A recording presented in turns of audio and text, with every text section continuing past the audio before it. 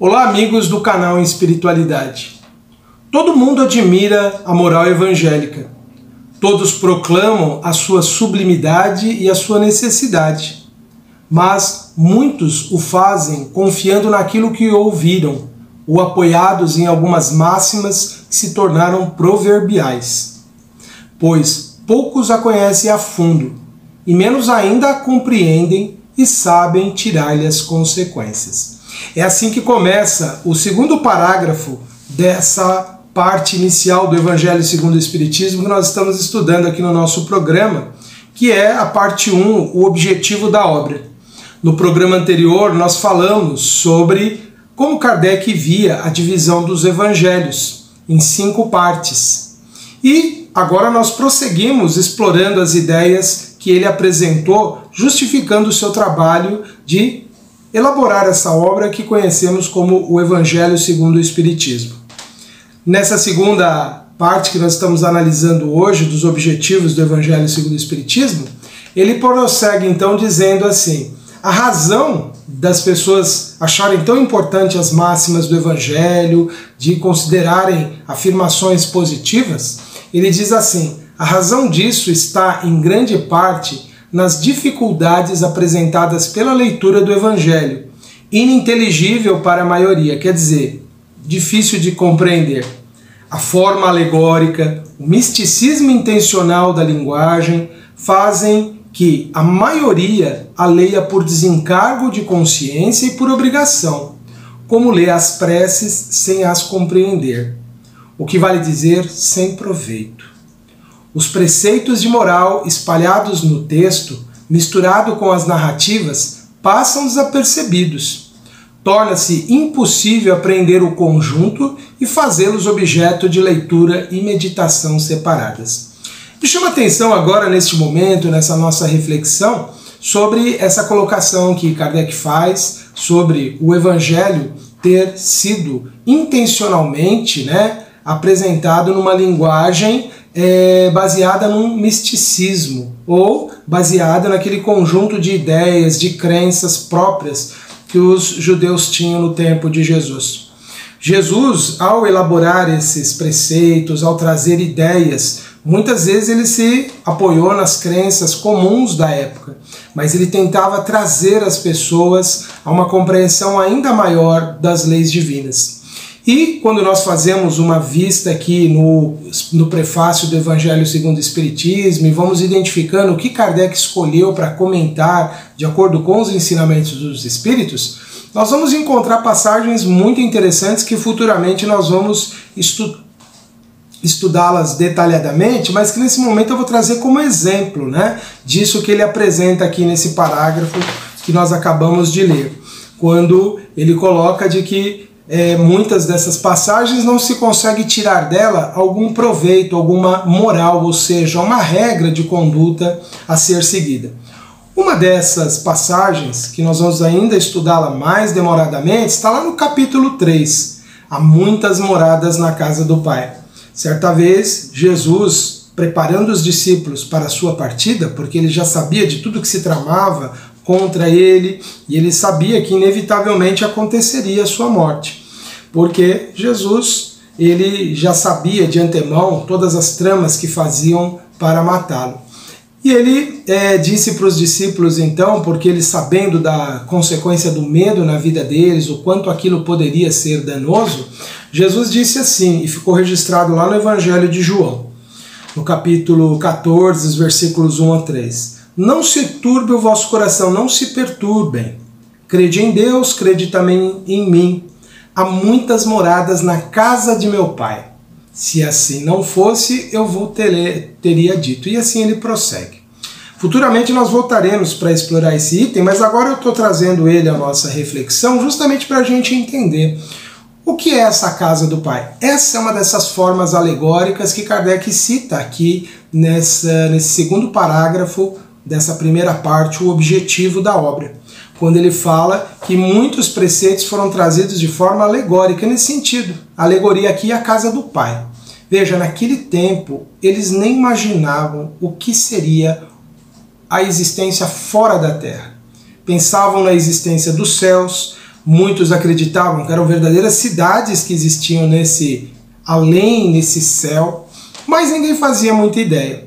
Outros povos acreditavam em mundos subterrâneos, acreditavam ali na existência de um mundo inferior, subterrâneo, mas ninguém tinha uma precisão o que é além desse lugar que nós vivemos. Eles não tinham nem a ideia no tempo de Jesus de que a Terra é um planeta que tem uma forma arredondada, uma forma geóide.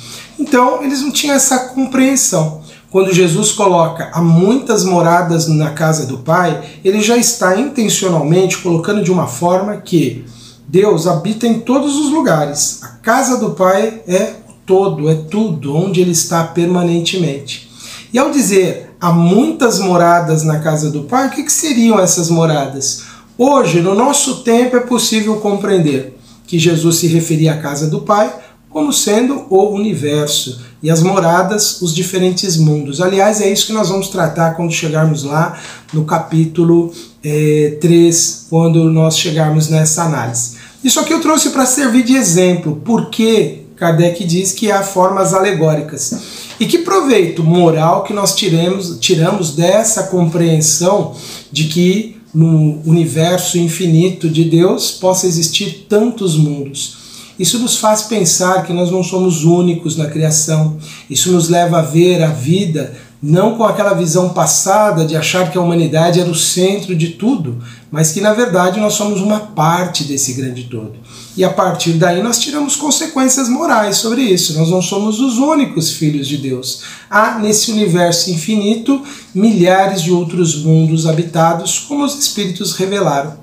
Isso nos leva a sairmos desse egocentrismo, desse antropocentrismo, dessa ideia de que tudo transcorre em torno da vida do ser humano e que ele é o ser supremo aí da criação, e não é bem isso. Na verdade, nós somos essa parte admirável desse mundo.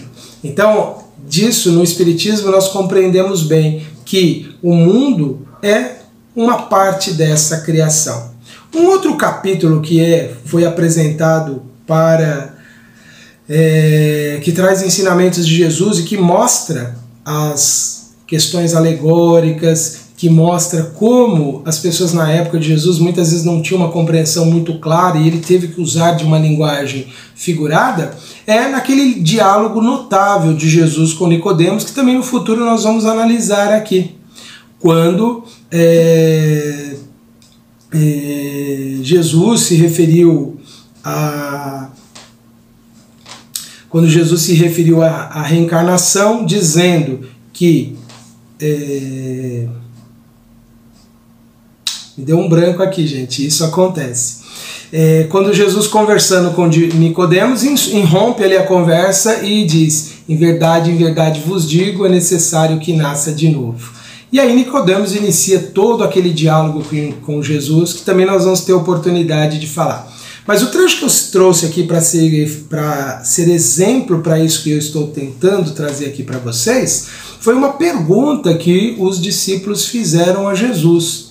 Eles, baseados numa profecia que existia de um profeta chamado Oséias, existia a ideia de que antes da vinda daquele tão esperado Messias que o povo judeu tinha, teria que voltar Elias, um grande profeta que tinha vivido aproximadamente uns 700 anos antes de Jesus. E aí Jesus é abordado pelos discípulos e eles perguntam: por que os fariseus, os escribas, os estudiosos falam que antes da sua vinda teria que vir o profeta Elias de novo? E aí Jesus fala: olha, o profeta Elias já veio e fizeram tudo o que quiseram com ele. E o próprio texto do Evangelho deixa muito claro, deixa registrado isso, que os discípulos concluíram que era de João Batista que Jesus estava falando. Veja, como poderia um homem que viveu 700 anos antes voltar e ser outra pessoa que todo mundo viu pequeno? O Evangelho narra, né, que a mãe de João Batista, Maria, mãe de Jesus, quando elas se encontraram, elas estavam grávidas. Como que poderia explicar essa volta de Elias? É aí que nós vemos, então, nessa alegoria de Jesus, nesses ensinamentos que ele trouxe aqui para os discípulos, ele se referindo a uma lei divina, a lei da reencarnação, que tem implicações morais, ou seja, de conduta, de ética, de grande importância.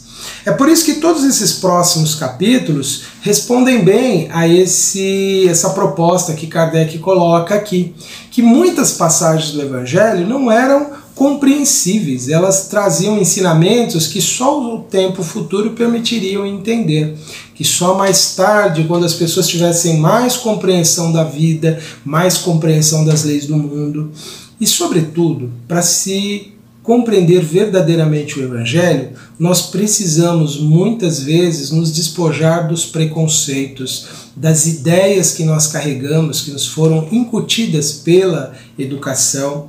Tem muitas pessoas que, por exemplo, falam que essa nossa interpretação dessas passagens que eu citei agora, elas são interpretações errôneas, falsas, mentirosas, mas por quê? Eles estão tão fortemente fechados na sua forma de analisar o Evangelho, tão fortemente presos às crenças, que eles não conseguem conceber outras possibilidades de interpretação. E o Evangelho ele tem passagens que com o tempo nós começamos a meditar e tiramos outras conclusões, como por exemplo na parábola do bom samaritano. Ela tem uma parte assim que me chama muita atenção e ilustra muito isso, que só com o tempo nós vamos conseguindo entender, compreender as questões que envolvem ali as lições que Jesus transmitiu. Veja, quando Jesus fala do bom samaritano, que ele é o único que teve ali a prontidão de auxiliar o homem que tinha sido espancado pelos ladrões. E mais interessante, que também eu acho muito importante nessa parábola, é que o homem ele não deteve a viagem dele. Ele atendeu o homem que estava caído, ele socorreu, ele fez o que estava ao alcance dele, era um comerciante, ele podia bancar as despesas daquele homem ferido, e ele prosseguiu a viagem. Veja, Jesus passa uma mensagem positiva também nessa continuidade da história. Aquele homem, ele não se deteve em função do sofrimento que ele viu. Ele poderia ter pensado, bom, se eu continuar essa viagem aqui nessa estrada, eu também vou ser alvo desses saqueadores. Não. Ele tinha um propósito, ele tinha um objetivo a alcançar e ele foi ao encontro. Ele não paralisou a sua marcha. Isso nos faz pensar que quando nós vemos problemas e dificuldades na vida e nós paramos para auxiliar as pessoas, nós não devemos deter a nossa vida, não podemos paralisar porque lidamos com a dor, com o sofrimento. Temos que prosseguir a nossa jornada em busca dos nossos objetivos. É por isso que o Evangelho, ainda no futuro, ele será lido, relido, interpretado e novas e preciosas lições vão aflorando à medida que a nossa compreensão da vida for aumentando. Mas vejamos o que mais Kardec coloca aqui, que é importante nessa introdução para compreendermos o Evangelho segundo o Espiritismo e entender por que ele traz as máximas das lições de Jesus. Kardec prossegue então dizendo assim, olha aqui no texto: fizeram-se, é verdade, tratados de moral evangélica, quer dizer, estudos tentando explicar essas lições, mas a adaptação ao estilo literário moderno tira-lhe a ingenuidade primitiva, que lhe dá ao mesmo tempo encanto e autenticidade. Acontece o mesmo com as máximas destacadas, reduzidas à mais simples expressão proverbial, que não passa então de aforismos, perdendo uma parte de seu valor e de seu interesse. Por isso que é importante estudar essas passagens também no contexto em que Jesus trouxe ali aquelas lições para as pessoas, pela falta dos acessórios das circunstâncias em que foram dadas. Para evitar esses inconvenientes, reunimos nesta obra os trechos que podem constituir, propriamente falando, um código de moral universal, ou seja, um código de conduta que o homem, aplicando, vai ter assegurado ali as suas possibilidades de acerto e de favorecimento à sua evolução espiritual, sem distinção de culto. Nas citações, conservamos tudo o que era de utilidade ao desenvolvimento do pensamento, suprimindo apenas as coisas estranhas ao assunto. Além disso, respeitamos escrupulosamente a tradução original de Sassi, que foi um dos tradutores na época de Kardec para o francês dos Evangelhos, assim como a divisão por versículos. Mas, em vez de nos prendermos a uma ordem cronológica impossível, é muito difícil a gente estabelecer em que momento Jesus falou cada coisa. Dá para fazer em marcos, né? Aquilo que ele falou no início da sua pregação pública, aquilo que ele falou quando estava próximo da sua prisão, aquilo que ele falou depois que ele desencarnou e apareceu em espírito para os espíritos. Mas certas coisas que aconteceram nesse tempo, do início da pregação até a sua prisão e morte, nós não conseguimos ter muita certeza da ordem, tá? E sem vantagem real em semelhante assunto. Não importa muito para a questão ética e moral a gente saber a ordem que Jesus falou isso. As máximas foram agrupadas e distribuídas metodicamente segundo a sua natureza, de maneira a que umas se deduzam das outras, tanto quanto possível. A indicação dos números de ordem dos capítulos e dos versículos permite recorrer à classificação comum caso se julgue conveniente. Veja, uma vez eu ouvi uma crítica que partia de um irmão evangélico de uma determinada religião, que aliás sempre tem muita coisa polêmica envolvendo eles, só que ele dizia assim, que o Evangelho segundo o Espiritismo, ele trazia só as máximas ali de Jesus e não o ensinamento completo de Jesus. Mas veja, Kardec já deixa muito claro, isso é típico das pessoas que criticam o que elas não conhecem verdadeiramente. Aqui ele está deixando muito claro que o Evangelho segundo o Espiritismo ele não suprime a leitura dos 4 evangelhos canônicos, o Evangelho segundo Mateus, segundo Marcos, segundo Lucas e segundo João. Não suprime, pelo contrário, nós devemos, sempre que julgarmos conveniente, como Kardec diz aqui, que voltemos ao texto original, que leiamos integralmente os capítulos como lá se apresentam. É que aqui há um objetivo, é destacar aquilo que realmente é mais assim, digamos, urgente de ser aprendido e colocado em prática. E ele ainda prossegue então. E aliás, então, a essa proposta que é deixada explícita aqui, responde a essa objeção que o nosso irmão evangélico fez certa vez, de que trazia apenas algumas passagens do Evangelho. Não, a proposta é exatamente essa mesmo, é destacar algumas coisas para o início de um estudo, de um conhecimento. Allan Kardec ainda prossegue aqui nessa introdução dizendo: esse seria apenas um trabalho material que por si só não teria mais do que uma utilidade secundária. O essencial era pô-lo ao alcance de todos, pela explicação das passagens obscuras e o desenvolvimento de todas as suas consequências, com vistas à aplicação às diferentes situações da vida. Foi o que procuramos fazer com a ajuda dos bons espíritos que nos assistem. Bom, Kardec ele fala que a propósito então era deixar claras as passagens, mas eu já ouvi mais de uma pessoa muitas vezes dizendo assim: Antenor, às vezes eu leio e não entendo a passagem do Evangelho, é melhor quando alguém explica. Porque realmente gente, isso é uma coisa que acontece. E eu, como professor de biologia, na educação básica, eu percebo isso muito. Os alunos leem os textos didáticos e também não entendem o significado. Por quê? Tudo na vida é um processo que é de continuidade, que é de construção.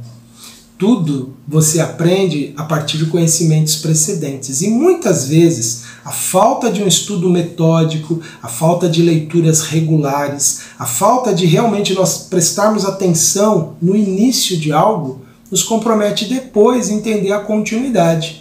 E realmente nós temos problemas, muitas vezes até de formação e de falta de hábito de leituras de determinados textos, né? Há pessoas que se afinam mais com determinado tipo de literatura do que outra, mas é tudo uma questão de costume e de hábitos e de frequência.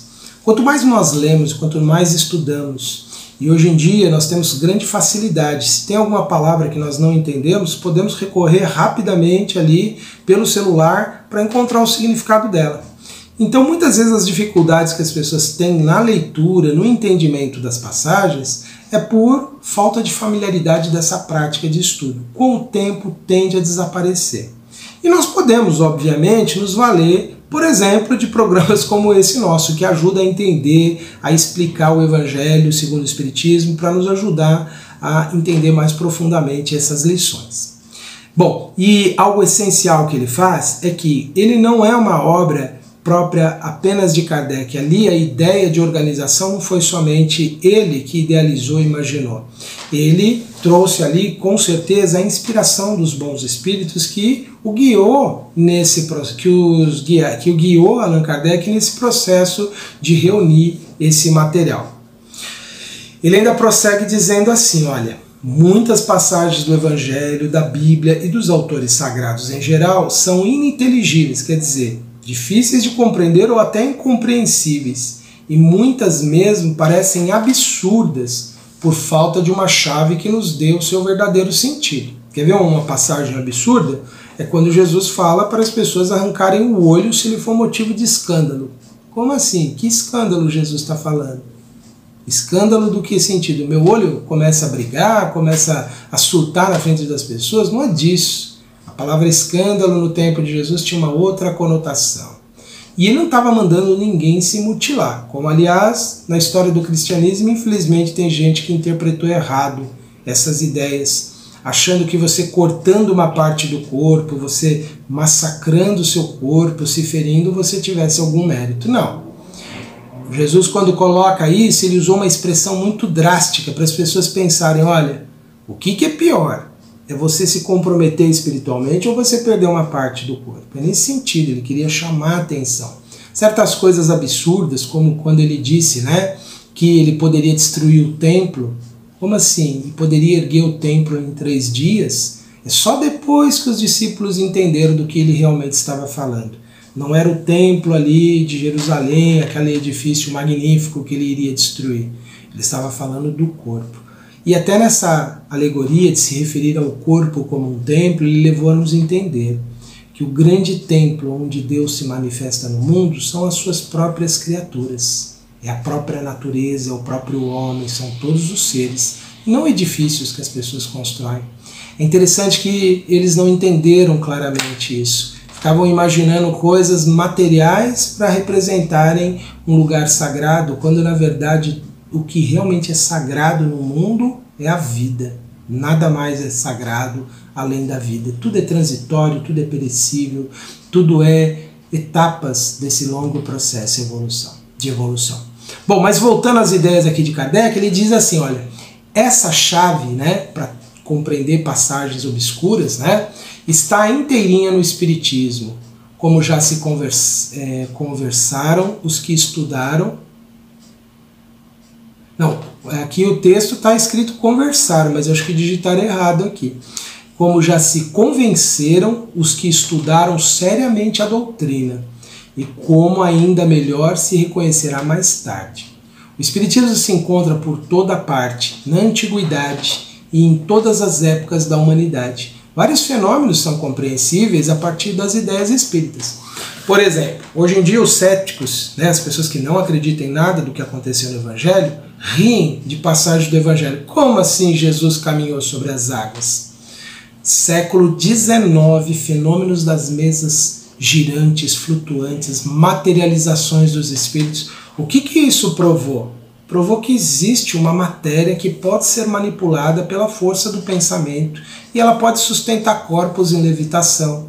Essa matéria, que são esses fluidos espirituais condensados, unidos aos fluidos dos médiuns, que as pessoas chamam de ectoplasma, esse material é o que possibilitou, por exemplo, Jesus caminhar nas águas. Então veja, muitas dessas passagens do Evangelho são claramente apresentadas no Espiritismo de uma forma absolutamente natural. Não tem nada de fantasioso. Aliás, o espírita ele não precisa de fé para saber que essas coisas aconteceram. Ele tem os fatos que ficaram demonstrados cientificamente no século XIX de que eles eram verdadeiros. Por exemplo, as materializações do espírito Kate King, que ficaram comprovadas pelo famoso físico inglês William Crookes. Ele tinha sido incumbido de desmascarar a médium Florence Cook, de dizer que ela era uma farsante, que aquelas materializações eram mentira.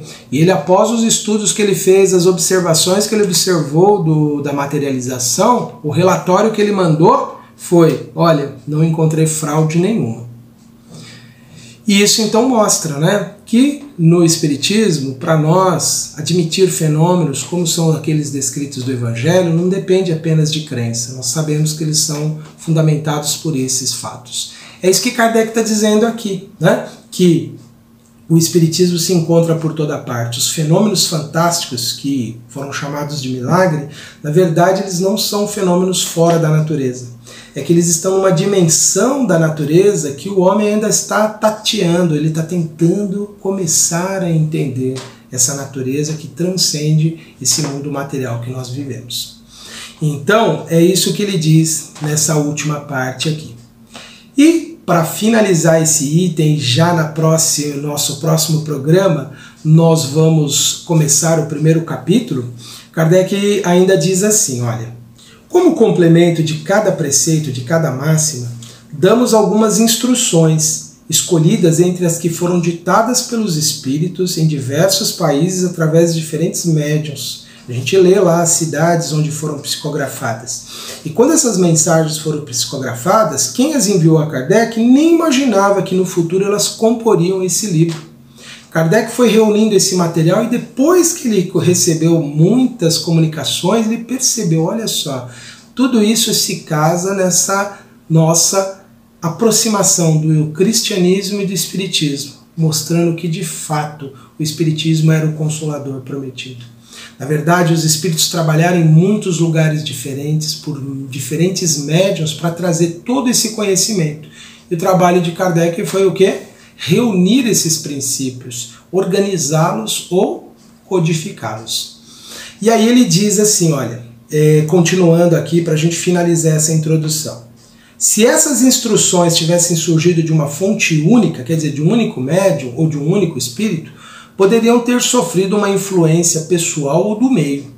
Enquanto que a diversidade de origens prova que os espíritos dão os mesmos ensinamentos por toda parte e que não há ninguém privilegiado a esse respeito.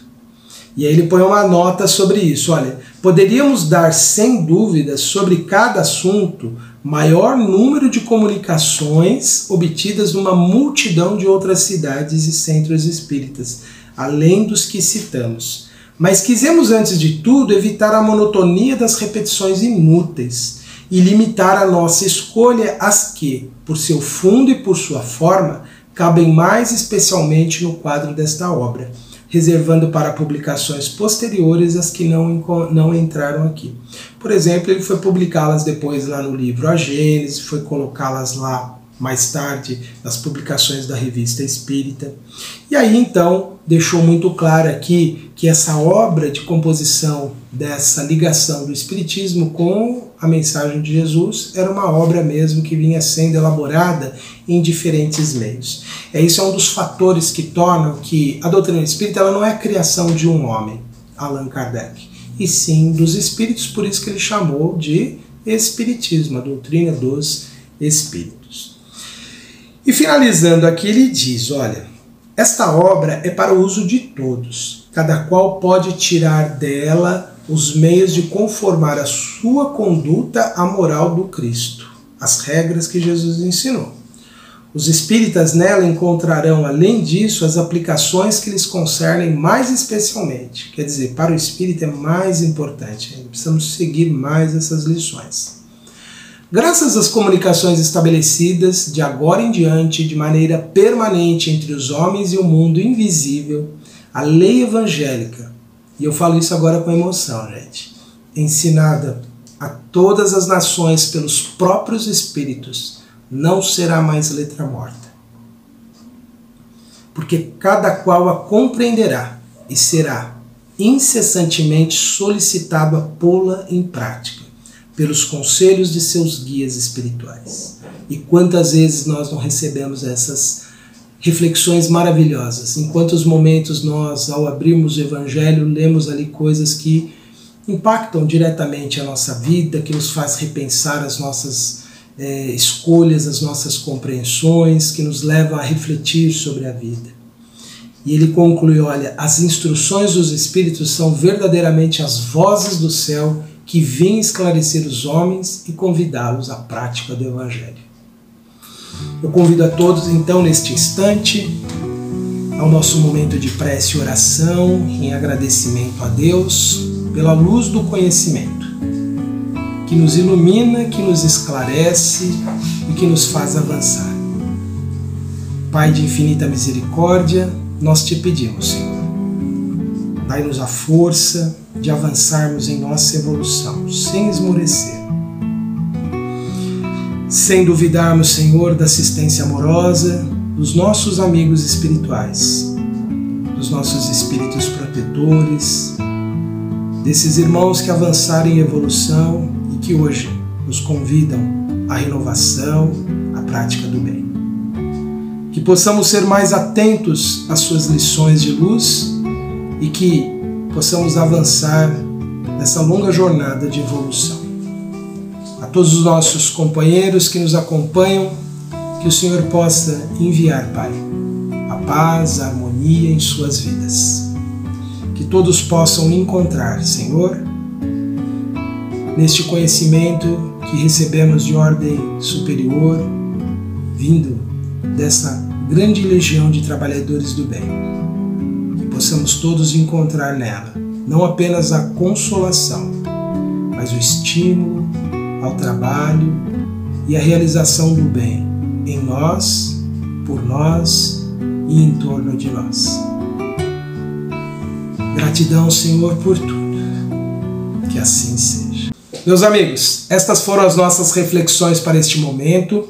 Eu convido a todos a continuarem acompanhando a nossa programação aqui no canal Espiritualidade, no nosso programa Ponto de Vista, a conhecer também os outros programas do canal e acompanhar também as nossas outras palestras e gravações que se encontram no site antenormorais.com.br.